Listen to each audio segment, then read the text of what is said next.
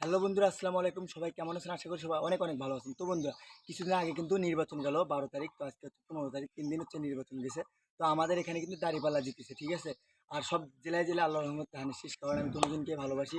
আমি হচ্ছে আগেও বলছিলাম যে হচ্ছে আমি ধানের শীষকেও ভালোবাসি, দাঁড়িপাল্লাকেও ভালোবাসি, কিন্তু আমি কোনো রাজনীতি করি না, ঠিক আছে।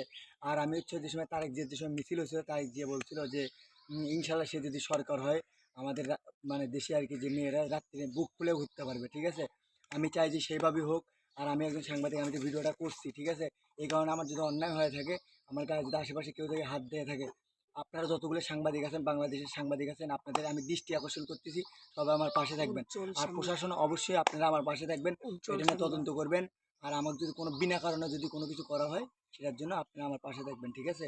আর আমি আপনাদের পাশে অল টাইম থাকবো, ঠিক আছে। আপনাদের ভালোবাসায় আমার YouTube channel MD music 20 YouTube channel 6.4 million views done, 64 lakh. আর হচ্ছে এসকে লাভ গ্রুপ, যেটা ওটার মাত্র 81টা ভিডিও আপলোড করছি, 1.5 মিলিয়ন। ওটার থেকে আমাকে 15 লাখ মানুষ দেখা হয়েছে।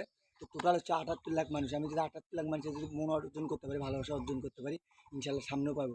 তাই আমাকে ভালো ভালো কাজ করার সুযোগ দিবেন, আর আপনারা আমার পাশে থাকবেন, ঠিক আছে।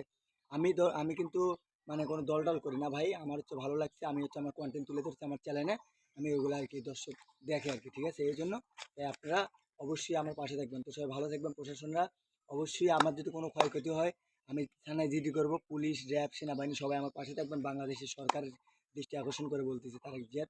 তো সবাই ভালো থাকবেন, সুস্থ থাকবেন। আসসালামু আলাইকুম।